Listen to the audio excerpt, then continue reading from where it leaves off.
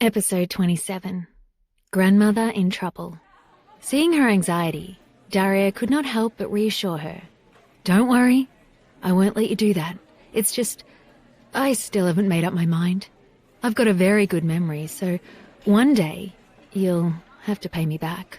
Jade did not notice the hint of danger behind his smile. Right, I almost forgot. I still have to go to the audition. Jade slapped her thigh. Daria had her so distracted she'd almost forgotten about the audition. She broke free of his embrace, appearing quite flustered. On her way out, she paused to apologize, saying, I'm sorry, Mr. Foster. Thank you for rescuing me. I promise to repay you. I have to go now. Goodbye. With that, she jogged away without a glance back, leaving Dario frozen in place. He left shortly after her. Upon seeing Dario and his car, everyone in the dorm bubbled with excitement. Wow, so handsome. Gosh, that person looks so familiar. I think I've seen him on TV. They watched him step into the Maserati that cost hundreds of thousands of dollars and screamed. Oh my God, he's handsome and rich? Why would such a rich, good-looking man come to a place like this? Jade left quickly after seeing such chaos. She could hardly get out the door because it was so crowded with girls who were watching Dario. After escaping the crowd, Jade heaved a sigh of relief. She turned back, staring at the car in which she had ridden twice, and her eyes widened with astonishment. Dario Foster was so popular. Then she rushed to the venue that Violet had texted her about. She had told Jade that the well-known film director Cade Sape was there, looking for an actress for one of his new TV shows. Since youth was the theme of the series and he wanted new faces, the director had decided to hold auditions at Stonington University. Plus, she'd heard that there were other unfilled roles. Jade pressed her hands to her cheeks, whispering encouragement to herself. She hardly dreamed of snagging the lead female role. As long as she got a speaking part, she would be thrilled. The audition was scheduled for a room on the second floor, but eager participants were lined up all the way down to the first floor. It was obvious how popular this series was.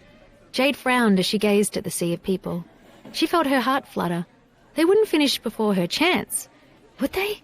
She completed the registration form anyway, then joined the end of the line. Her turn fully arrived at almost noon. Just then, her phone rang. When Jade saw that it was Sheila Mason calling, she suddenly had a bad feeling. Mrs. Mason was the nurse caring for her grandmother. She was not only incredibly kind, but she would definitely call if there was anything wrong. Nervously, she picked up the call asking, Sheila? What's the matter? Sure enough, an emotional voice filled her ears. Jade, something terrible has happened. Please, come to the hospital as soon as possible. What's wrong? Jade's heart dropped. She felt adrenaline coursing through her system. It was shutting down her ability to think clearly when she remembered what Aunt Suzanne had said yesterday. They couldn't really be plotting against her grandmother, could they? The inhumanity! Your aunt sent someone to the hospital today to stop payment on your grandmother's hospital bills. Come now. If someone doesn't pay the bill by tomorrow, I'm afraid the hospital will have to discharge your grandmother. Even now, they've stopped giving her medications. What? Jade felt as if she'd been stabbed in the heart.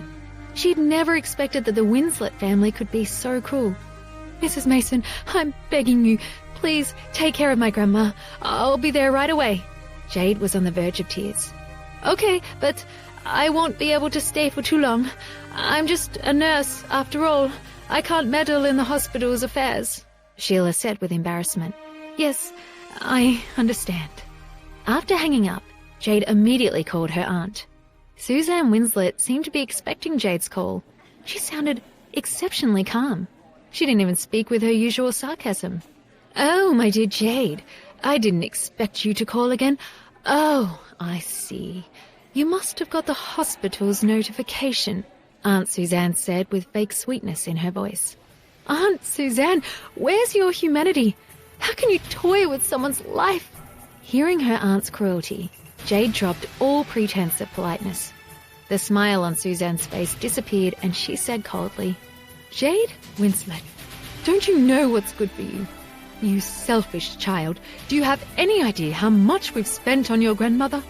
We may have been generous enough to pay for her medications in the past, but we're not obligated to keep doing so. What? Generous? Bullshit. I'm selfish? You've stolen my father's inheritance. Who's selfish here? Anger lit up Jade's eyes, like lightning on a pitch-black night. Aunt Suzanne's face contorted. Just when she was about to spill over into rage, she composed herself and spoke calmly. Well, Jade, you can say whatever you want. I've already told you, yes, your father did leave you some money, but you've already spent it on college. And now, your only option is to come to the VIP room of the Scoville Club immediately.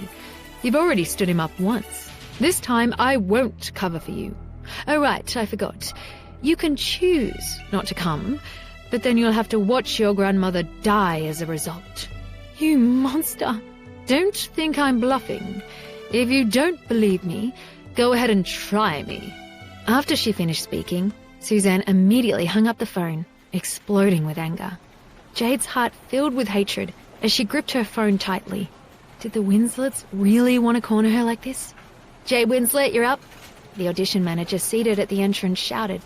Jade Winslet, where's Jade Winslet? Are you here? The manager shouted again. Everyone's gaze rested on Jade as she took a step back. At that moment, the only thing on her mind was her grandmother. How could she even think of auditioning? Even if she could forget her grandmother for the sake of an audition, her heart wouldn't be in it. How could she possibly summon her wits to perform?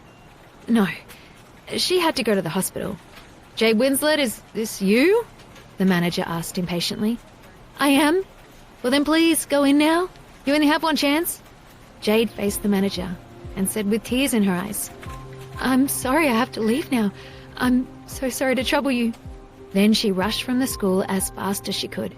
Along the way, her tears burst forth like water from a dam, spilling down her face.